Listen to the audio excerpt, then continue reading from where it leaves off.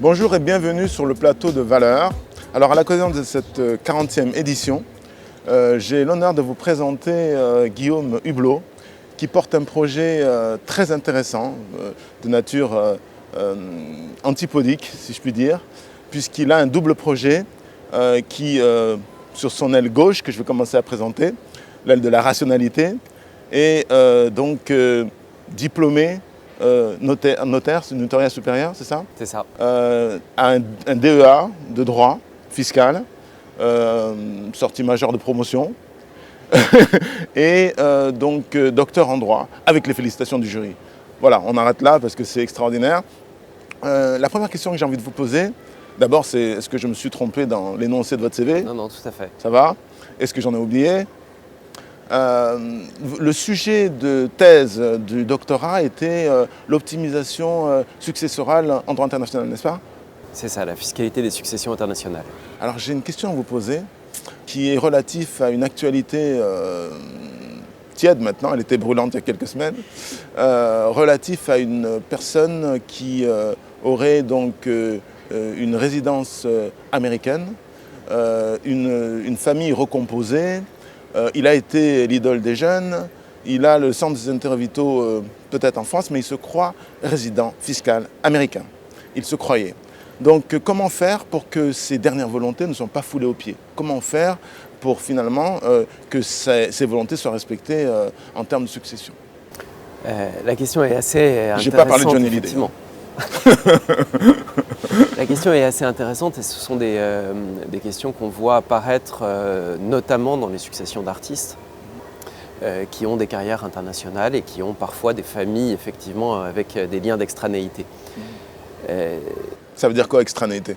Ça veut dire simplement qu'il y a des éléments présents dans plusieurs pays. D'accord.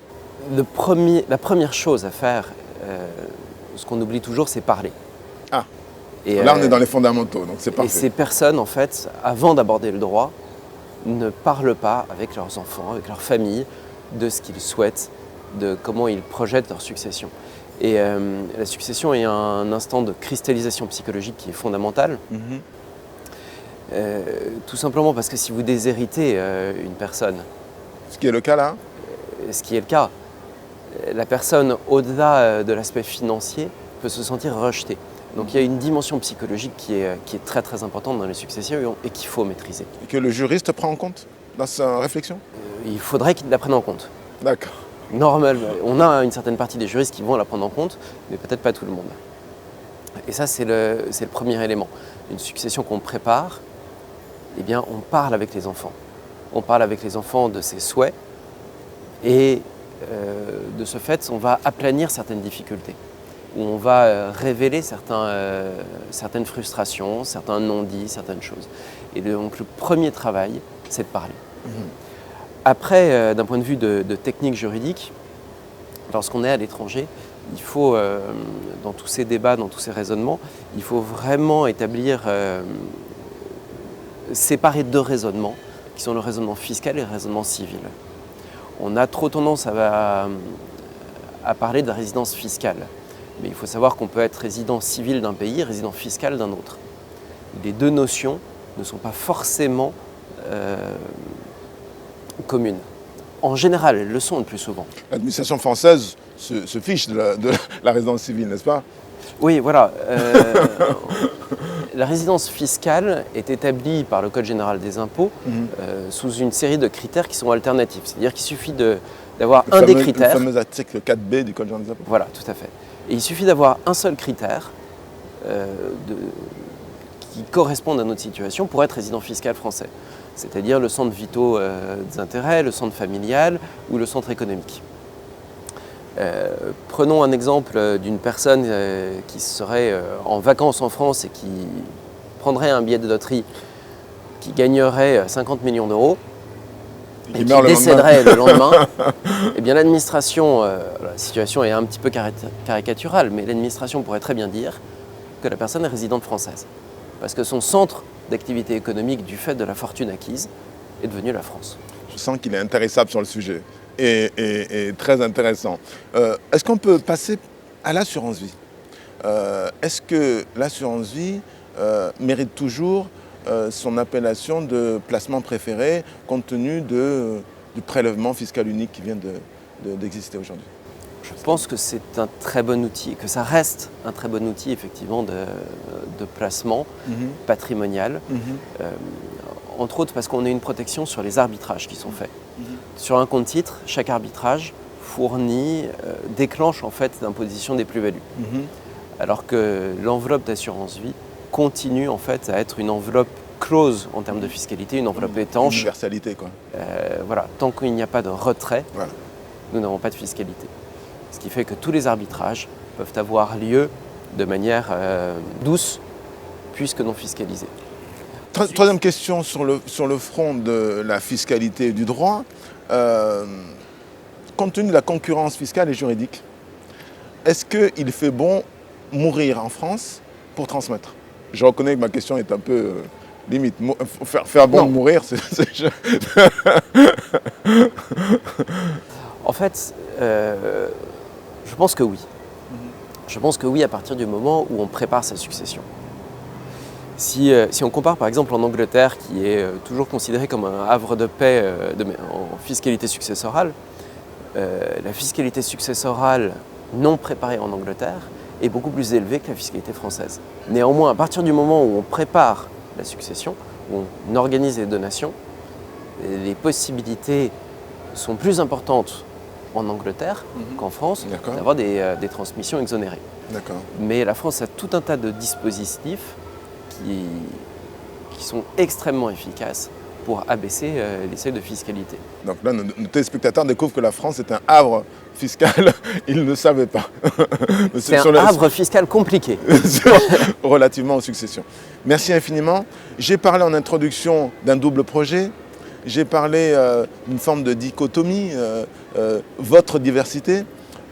J'aimerais qu'on en vienne maintenant à votre hémisphère droit, l'aile droite, l'aile de la créativité finalement. Et je vais te demander d'enlever ta cravate, comme initié à tout artiste, puisque je présente Guillaume Hublot, artiste à présent. Artiste passionné par la peinture, passionné par le mouvement, les couleurs, le vide, et aussi les histoires. Donc l'Odyssée d'Ulysse, par exemple. Est-ce que vous pourriez vous décrire en tant qu'artiste? Est-ce qu'il y a le mouvement cinétique aussi qui est important pour vous? J'ai toujours eu cette sensibilité artistique depuis que je suis tout petit. Il y a des moments où j'ai réfléchi à abandonner mes études pour d'autres projets que des projets picturaux d'artistes peintres, mais toujours dans des carrières artistiques. Et il y a une dizaine d'années à peu près, j'ai décidé d'entamer une carrière artistique de manière quasi professionnelle. C'est-à-dire que je fais un travail comme le ferait finalement un artiste professionnel, simplement dans le temps qui me reste par rapport à mes autres activités doctrinales et d'entrepreneur. Donc tu as eu des prix, je te tutoie maintenant parce que tu es un artiste, tu as eu des prix, tu as eu des commandes monumentales, notamment une commande à Issy-les-Moulineaux, tu as des projets, tu t'interroges peut-être à long terme sur le fait d'arbitrer aussi dans une nouvelle vie artistique. Qu'est-ce qui te porte en termes artistiques? Quelles sont tes directions, tes grandes lignes? Alors, ce qui m'a porté au départ, c'est ma propre fascination pour la couleur. Et je crois que j'ai de la chance là-dessus parce que j'ai une petite synesthésie qui mêle la couleur et le goût. C'est quoi une synesthésie? Les synesthésies, c'est lorsque le cerveau en fait mélange deux sens. Ah, d'accord. Lie deux sens, alors que normalement ils ne sont pas liés. Une pathologie qui finalement est positive. En fait, c'est une pathologie positive. Tout à fait. Il y a une petite synesthésie comme ça qui du coup augmente le plaisir et l'attrait pour la couleur et la lumière. Les couleurs que tu mélanges alors? C'est-à-dire que lorsque je vois une couleur, je vais avoir des envies, ça va créer des sentiments de gourmandise. D'accord.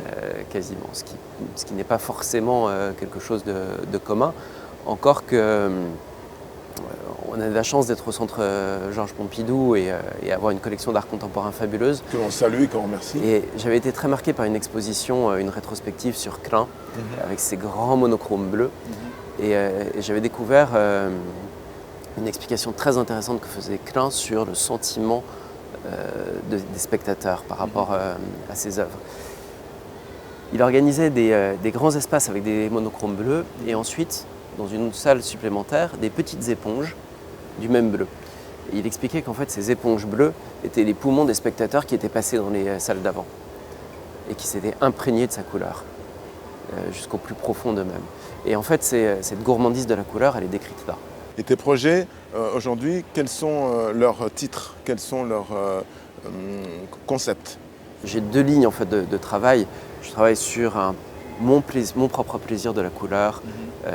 Ma recherche vise à magnifier les contrastes, à magnifier la luminosité de la couleur pour réussir à capter l'œil. Et tout ça crée en fait une réflexion à côté de ça sur le rôle de la fascination.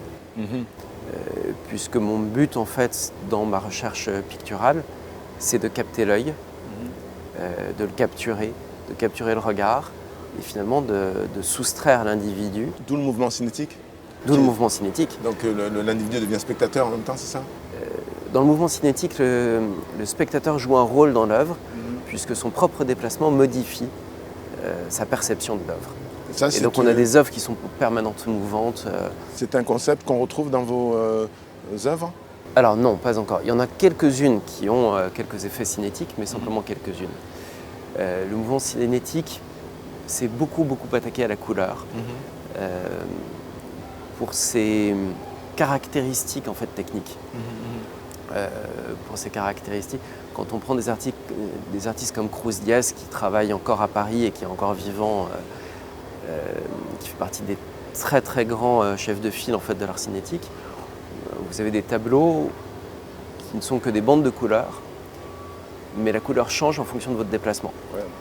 Dites-moi, est-ce que vous arrivez à réaliser un pont entre vos deux mondes, c'est-à-dire le monde juridique et le monde artistique aujourd'hui?